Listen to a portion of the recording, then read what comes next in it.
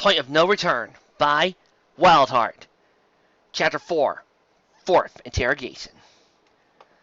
Fluttershy had been, as expected, more than hospitable to Trixie, even showing up in the middle of the night and endangering everything she loved simply by being there hadn't caused the element of kindness any pause. She accepted the Unicorn Inn, offered her tea, and when the tea was refused on account of exhaustion, a bed. Her own bed. Trixie had refused that was well on the grounds that the cows would do just fine, and insisted the Pegasus get back to her rest. It wasn't just because the selflessness bothered Trixie, as she couldn't see herself doing the same for her guest. She found the demure pony unnerving in itself, though she couldn't quite put a hoof on the issue. The fact that the Pegasus had not spoken a word the entire time did not help. None of what she had done required words, but it seemed just off for the pony to simply not speak. Applejack had told Trixie of her friends, and she knew Fluttershy was, well, shy. But there was more to it than that here. It was as though she made a conscious decision to not say a word. Trixie couldn't imagine never talking. She'd simply die. As she turned into bed, she thought about her lie. She wasn't exhausted, just tired. She didn't know why she refused the tea. There was no reason to be a rude guest. The urgency of the past few weeks were done a number on her patience, she supposed. Not that she had much to begin with, but the idea of refusing gifts was rather alien to her. She would say it was a sign of growth, that she was no longer the great and powerful Trixie, an arrogant blowhard with no qualms about humiliating others for her own amusement. But it wasn't that. She refused the tea in bed, not out of selflessness, but out of principle. She didn't know why she'd been so rude, or why Fluttershy bothered her so much, and that itself bothered her even more. "Trixie," she told herself, "you're being a fool. You have to work to do, so sleep and then get to it." But it wasn't easy. Sleep wouldn't come, and her mind wouldn't stop questioning this. Giving up, she devoted all her thought to it. She didn't dislike Fluttershy, and her meek personality was very welcome, in all honesty. Trixie still loved being pampered. Who didn't? She thought not speaking was overdoing it, though that might be for entirely different reasons. Perhaps Fluttershy didn't like her? And she didn't. She made absolutely no sign of that. She seemed sad, distracted, but she had been the perfect host, despite how late it was. She'd even accepted Trixie's abruptness and indecency, not with even a frown. The mayor was very sweet about the whole thing. So no, that wasn't it. Perhaps if she could talk to Applejack, or one of Fluttershy's other friends, she could. That was it, right there. She didn't feel like she belonged.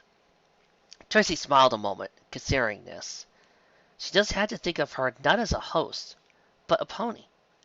As a companion. She nodded, turned her head to the wall, laying down and preparing for bed once more. That wasn't a problem at all. Just another obstacle to cross. It was fine. Everything was okay now. Okay, it wasn't all right. Her frown returned slowly, as she opened her eyes, considering, mulling over. Why did she feel uneasy about it? Making friends was easy. It was the easiest part of her training. She just had to get to know them, that was all. Friendships didn't happen immediately. It would take time. Perhaps Twilight would save the day again, but then she'd be gone, and she would take her place. She already knew so much about them, thanks to Applejack's coaching, but she just didn't. She had to train for it. Trixie suddenly wanted to scream into her pillow, but it settled for headbutting it. The elements of harmony. She was jealous of them, and not too proud to admit it anymore. Not just because of their gifts, which they bore so elegantly, so well, like it was meant for them, but because of their close friendship. Fluttershy treated her as well as one of them, she was sure of it. She was jealous, and she didn't think she deserved such treatment. No, that wasn't it. She was afraid. She had to befriend them, to build some kind of bond. Sure, With Twilight here, that was unnecessary. But in the long run, Equestria would need the elements, and she would need to be a part of that. She would be a part of that. But it felt so artificial, so forced. It wasn't because she wanted to. It was duty. On some level, she would love to be as close to them as they were to each other. She wanted to be friends, to belong. But could she really? Putting thoughts of duty and necessity aside was hard enough as it was in the company of Applejack. But in the presence of one of the others, she couldn't bear it. Fluttershy was nice, but she meant nothing to Trixie. She was just another pony. Not a friend, just a host to her. She wished Fluttershy had gotten angry, yelled at her for being mean. Even a frown would have made it less obvious that she was just a guest, nothing more. Not a friend, not a fellow element of harmony. Even with all that effort she pushed into it, how she coached herself, how to talk to others, it was all planned, all thought out, all wrong! So wrong by Celestia! So fake by Luna! So pathetic by the sun, moon, stars, and all of Equestria itself! Well, Trixie, if you are looking for a team to join in and be friends with, there's this walled-eyed Pegasus over there named Ditzy who would love to talk to you. And there's this teacher over there who'd probably be nice. Then there's this musician by the name of Lyra. She could be a little insane, but don't mind that. She's perfectly nice. And then there's this weather Pegasus. Her name is Raindrops. I think she'll fit in with Honesty perfectly. And then there's this farmer by the name of Carrot Top. I'll bet you'll love her. If you could bond with those 5, I'm sure you guys will be fast friends. Trust me. I have a strange feeling you're going to love them. There had been a few times in her life Trixie had felt useless, unnecessary, disgusted with herself to her very being. And this was the first time it wasn't her fault. It was completely out of her control. The first time it hadn't been a mistake she made herself. The first time her hubris was not counseling her downfall. Come with me. We'll talk. And you are. The name is Sunset. I felt the same thing. Tears fell from her eyes into the pillow, flowing freely. She couldn't stop herself. All through these years, she already failed again before she even began. Fluttershy heard the crying. She had been worried about the unicorn and hadn't gone to bed, preferring to lay outside her door. She was about to fall asleep when she heard Trixie smack her face into a pillow. The Pegasus stopped herself from rushing over to make sure everything was all right. Something told her Trixie didn't want company. At the same time, she couldn't just do nothing. Fluttershy felt awkward, to say the least. When there came a heavy knock at the door, her heart jumped in her chest, and she squeaked. There came a harsh, angry voice from outside. "Tower guard! Open this door in the name of Queen Nyx!" The knock had startled the unicorn as well, but she looked terrified on top of it now. Considering who was at the door, she had a right to be. So was Fluttershy, but she had to be brave right now. With a deep breath, the Pegasus steeled herself and nudged Trixie into her room, then tossed the blankets and pillow from the couch onto her kitchen, the closest place they could be out of sight. She stepped to the door and opened it, just as it seemed the ponies were ready to break it down. Her head low, she tried to make herself look as sleepy as possible. It had seemed to work. The guards now felt more guilty than angry at waking the frail Pegasus. That is, we believe that a dangerous fugitive, a member of the Resistance in Ponyville." Fluttershy opened her eyes wide, showing a faint fear. The animal lover was a clever pony, and while she didn't like using her vulnerability as a tool, this was what's more important to her. "We believe that the fugitive might be somewhere on the outskirts of Ponyville. So please be careful, ma'am." She nodded and smiled weakly, moving to close the door, when her blood ran cold. Hey, hold on a second there, boys. That's not how you interrogate someone. Allow me. The flash of dark pink coat in the moonlight made her eyes open wider. Her body trembled. Oh no. Oh, Celestia, not her. Fluttershy tried to calm herself, but terror was taking over. Her knees felt weak, and her heart seemed like it was in her throat now, beating as fast as it could. As the guard stepped aside, revealing the purple-maned pony, Fluttershy let out a soft whimper. This was the last pony she wanted to see, ever, especially tonight, especially with her guest. Perfect cut. Queen Nyx's inquisitor. The mare had a pleasant smile on, though the mischievous glint in her eyes could mean nothing but suffering. Even as the taller of the two Pegasi, Fluttershy backed away, closely followed by her all-too-cheerful quarry. I just came out here to ask you a few questions, Miss Shy. Her pleasant smile slowly curled into a wicked, crazed grin. Where is Applejack? She knew damn well that Fluttershy wouldn't respond, but she dragged it out for a moment, her grin sliding wider and wider, impossibly wide, almost cutting her head in half from the jawline. The pale yellow Pegasus closed her eyes tight so she wouldn't have to see that thing, that abomination. Perfect. Let her face fall back to normal. It chuckled, taking on the voice of a hard-boiled police detective for some new noir movie. You're gonna give us the silent treatment, huh? Well, let's get you soon to talk out soon enough, see? Lifting a hoof, the pink Pegasus busted over into Fluttershy's back before it accidentally slipped, stomping down on her left wing. The element kind of yelped and whimpered. The stomp hadn't damaged anything, but had been enough to hurt quite a bit. Ooh, bad move. You heard Fluttershy. Now it ticked off! But still, she kept her mouth closed, breathing through her nose quickly, almost to the point of hyperventilation. She forced herself to calm down as Perfect stepped back. The taller Pegasus rose shakily and opened her eyes. She didn't let the fear leave them. If she seemed determined, Perfect Cut would know she was hiding something. If she knew she was hiding something, this would get much, much worse. She could only pray to Celestia it wouldn't get much worse anyway. But it did. Perfect's body deformed once more, this time one of her wings straightening out, her sides shrinking inwards, bearing ribs as the frame of it extended, bearing a sharp, though still fleshy tip. With a sudden movement, the pink Pegasus knocked Fluttershy back to the ground, the latter crying out in surprise. Stepping on her head, Perfect lowered the deformed wingtip in line with Fluttershy's head, specifically her right eye. Now, about your not talking thing. That's annoying. Stop that. The tip approached slowly. Fluttershy couldn't help but stare in horror and fear, eyes wide as her body quaked.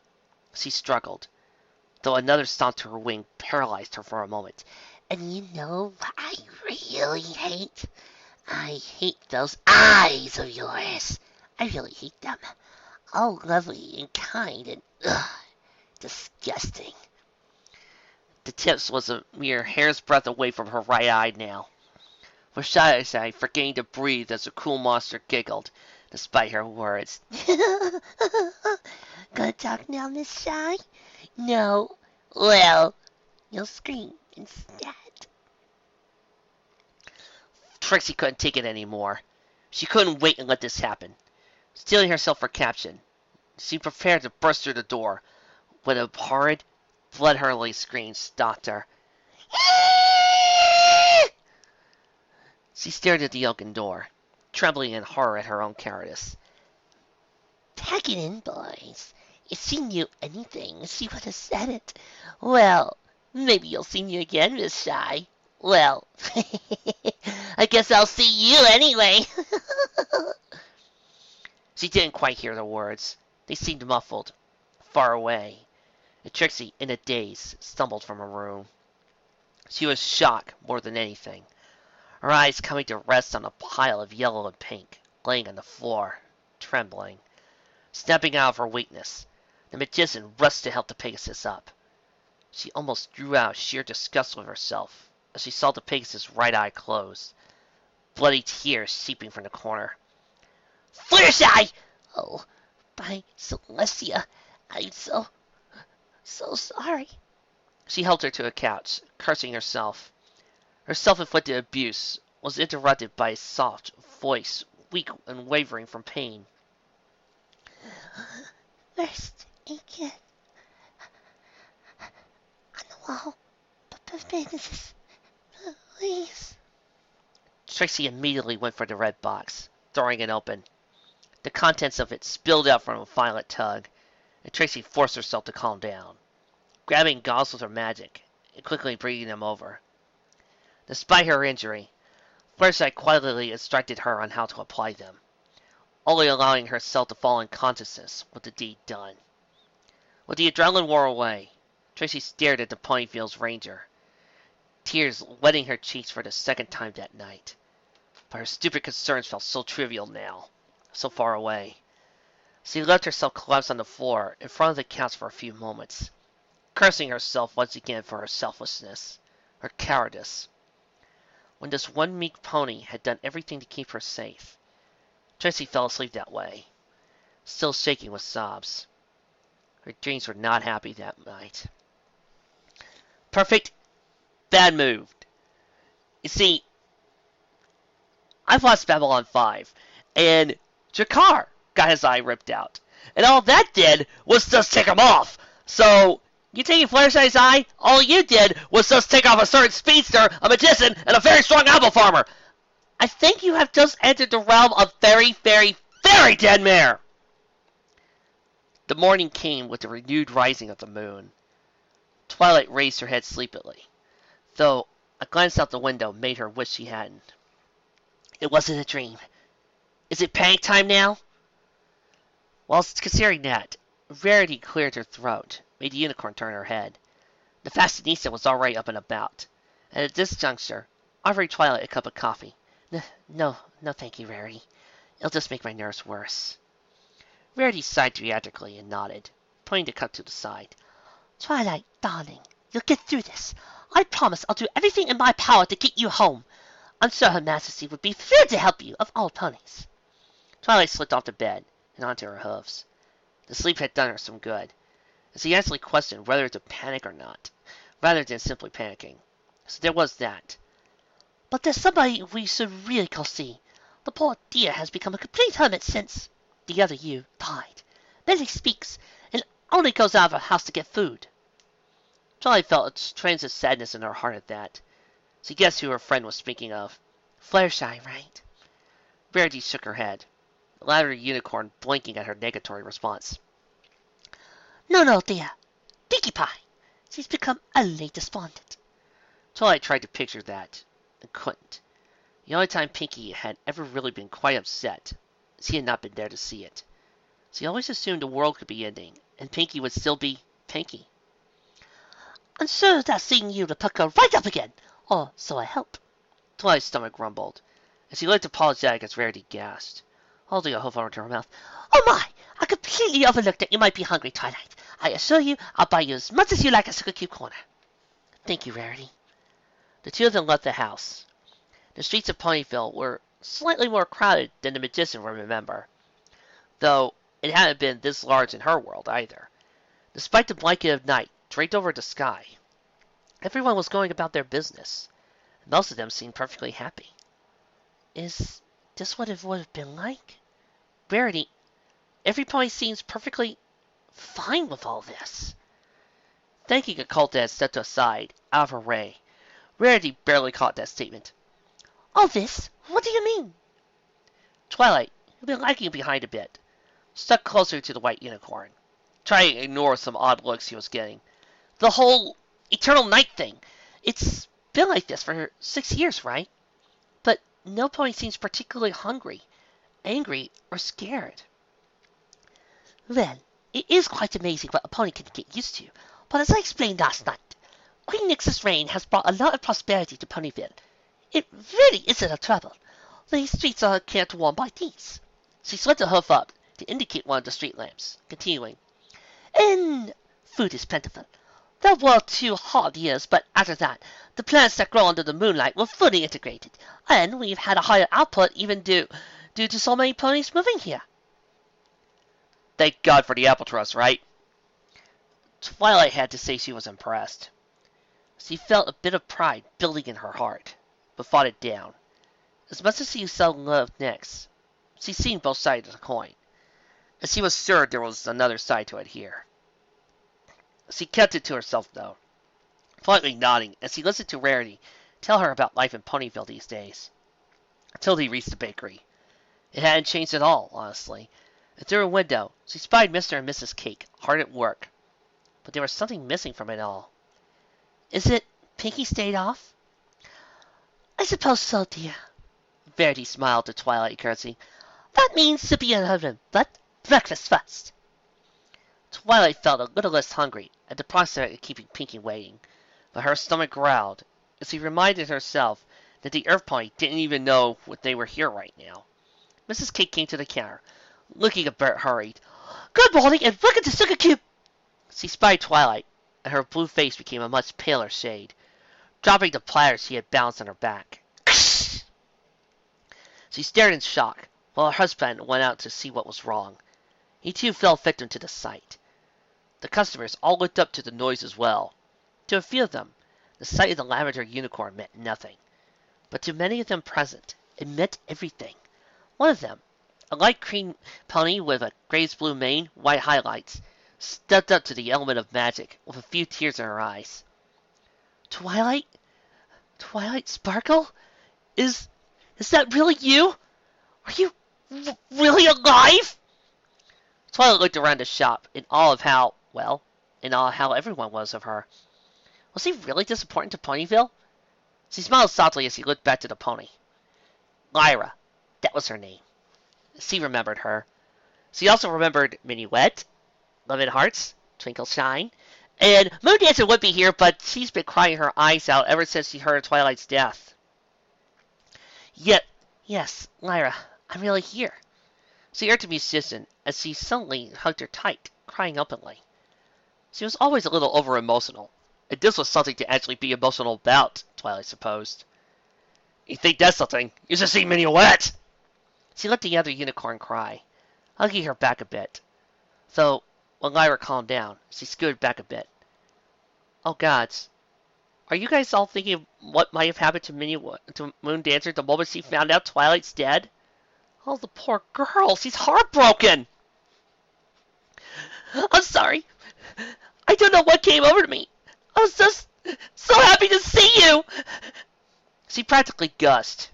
Twilight blushed, giving her a lopsided grin. I mean, we all are, right, every pony? Those in the bakery that knew her once nodded and cheered. Those that didn't were uncomfortable at the display of affection that was lost on them for a few moments. But the celebration was infectious. Soon, there was a round of free pastries. Milkshakes for everybody! As if the place had suddenly become a bar, and Twilight was sat at a table, surrounded by familiar faces, old friends and acquaintances. There was so many questions, but Twilight decided to just tell everyone she didn't remember what had happened. It was easier that way. It didn't run the risk of causing some kind of weird paradox. Well, less of one. The improvised party was halted by the down of a slamming door upstairs, and a few of those gathered left quickly. Twilight's eyes went to a staircase, as a pair of bright pink legs appeared, then a head. Her heart sank a bit when she saw the look on her old friend's face. Pinky's expression had none of its characteristic mirth, only a look of pure sadness. Apathy, no will to live, as she did anyhow. Verity shuddered a bit beside her friend, and Twilight understood why. Seeing someone that had been a symbol of joy in their life reduced to this, as though there could be no joy left in the world. Pinky spoke, quietly, with deep regret in her voice. Everyone, I'm glad you're happy, but I'm trying to sleep. Please, keep it down. Her eyes scanned the crowd, full of tears, and they all nodded. Some with gentle encouragement, the others with nervous gulps.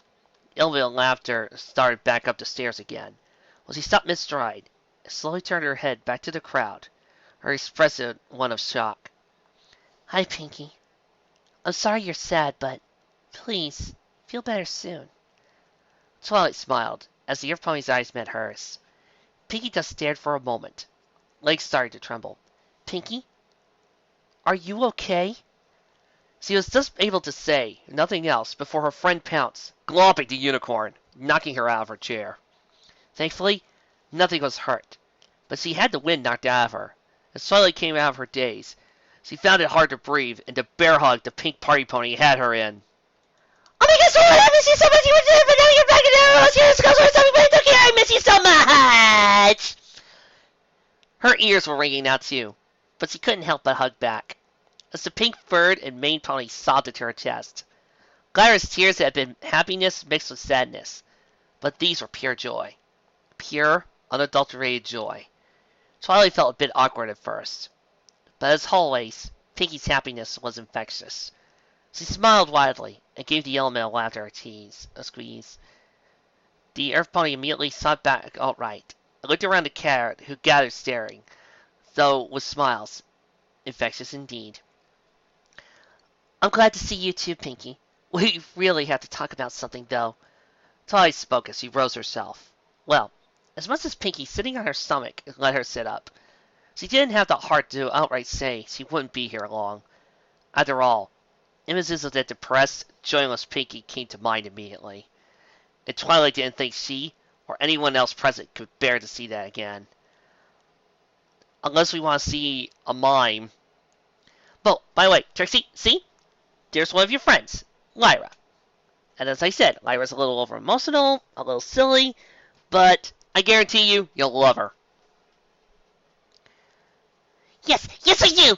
Pinkie hopped off her unicorn friend, bouncing a few times. Her hair remained its droopy, straight fashion, though the Earth Pony seemed just fine again. Twilight was considering that when she fully realized what Pinkie had said. Wait, what? The laboratory unicorn blinked. She would have expected something like that from Pinkie, and she shook it off, the look of uncertainty leaving her face as she watched the happy mare hop around. Well, okay then. That makes things easier. Pinkie, A hoof came up against her lips, and Pinkie shook her head quickly. Not here, silly. I think we really need to talk, but not in front of everyone. Just you and me, okay? It dawned on the unicorn that a lot of the earlier crowd was still present, and she told him a lie. A little white lie, but a lie nonetheless. They were all very upset to learn that, and that Twilight would be leaving as soon as she could. Right! Twilight gulped a bit nervously at her slip up. Of course! Excuse me, every pony. I'll be right back. With a nod, they still watched as Pinkie bounced up their stairs in her usual walking mare. Twilight ascending right after her. Unicorn gave a glance to Rarity, a sad glance that told the white pony she didn't revel in what she was about to tell. Rarity nodded to her, smiling reassuringly. It's for the best, the smile said. Taking a deep breath, Twilight continued up after Pinkie Pie. Of all things Twilight ever expected from Pinkie, this was not one of them. Admittedly, the Earth Pony had always managed to surprise her in just about everything, so that wasn't too much of a big deal. But the problem being, this was totally something else. She had no idea what to think. Pinkie, for her part, was waiting very patiently. Waiting. In her eyes were hope, but her expression carried something else with her. Acceptance, maybe? Was that even an emotion conveyable by a mere look? Either way, the unicorn understood everything now. Why Pinkie had been so depressed. Why she was so happy to see her over everything else. And why everything would be fine if she told her she wouldn't be staying. But that itself seemed so unimportant now. She thought back to her studies, wishing she had a guide, or any book at all, that taught her what to say to this. She had been staring at the sheets on the bed they were both sitting on this entire time. Only once or twice glancing up to Pinkie, who had the same look on her face, just waiting. Twilight took a deep breath, deciding that saying anything would be better than silence. I don't really know what to say, Pinkie. I'm really sorry. Her friend nodded, smiling a bit wider. It's okay, silly.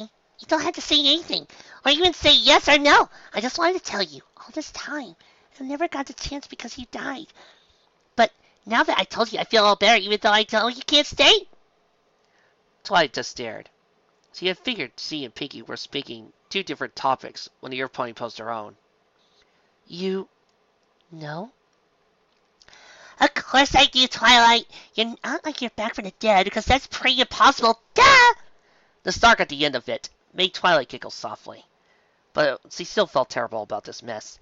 Hey, don't be down. I'm fine. I really mean it. All I ever wanted was just to say it, and now I have. I'll be OPC King from here on out. Or maybe Pinky King. The Earth Pony let out a wild giggle at her own joke. Twilight groaned. Are you really sure? Twilight was once again silenced by a pink hoof rising to her mouth. Yes, Twilight. Pinky looked a bit stern there. As he remembered herself before, with Pinky, anything was possible. Even a look like that on Pinky's face. I really am sure. So why don't we head back downstairs and have one last big party before you go home? I bet every pony in all of Ponyville would love to do that. Oh, maybe even Nyxie might come. Twilight winced. Yes, that she didn't know she could face Queen Nyx. She learned from Rarity enough to know where this timeline split. She knew her final words and actions towards the Alicorn, as he was not eager to know the results on her daughter's attitude. Can we please not, Pinky? I'd love a party, but maybe only for the few of us? Our old friends? Pinky wilted a bit, but ultimately nodded. Well, I guess that would be okay, sure. I mean, we can't really fight Applejack or Rainbow Dash, but maybe since you showed up, they will too. Pinky bounced with excitement at thought. Twilight sighed her hair, cleared her throat. Before we go, what's up with your mane? It's still all sad mode. Twilight waved a hoof at it tentatively. Pinky stared at a mirror that she hadn't noticed, blinking, then shrugged helplessly. I guess I've been running on the sad juice so long, it needs time to start on the happy juice. I don't really mean, it looks pretty okay this way, but I hope the happy kicks in soon, because I've been getting the way of all the baking I had to do for the pie. Twilight just nodded. That expression was just fine, and she was not going to push it. Okay, let's go then! The two ponies headed back downstairs to begin this one last party. Meanwhile, back at the farm. Hey, I'm going to do the one-shot gags around here. Rainbow Dash was still kind of miffed at her friend's double, but even with all her stubbornness, it was hard to restrain true anger. And I am not angry! Sure, the farm filly had dragged her here without even asking, and sure, she was missing her own Applejack. But, thinking about it, wouldn't she also done the same? Okay, no, she wouldn't. But that was more the fact that Rainbow Dash couldn't see her coming up with anything like this. If she did have the idea, though, it would have been what she did too. She looked up at the moon, glaring. It had gone down, but that just left everything completely dark. After a nap, it was rising again. That pissed her off a whole host of reasons, but it was still secondary. She let her eyes wander to her friend's double, grimacing. She seemed so much older, tired, downtrodden, but not yet being. Just like her, Applejack never knew when to give up. But instead of making her grin, she couldn't stand the thought. Hey, AJ? Yay, Sugar Cube?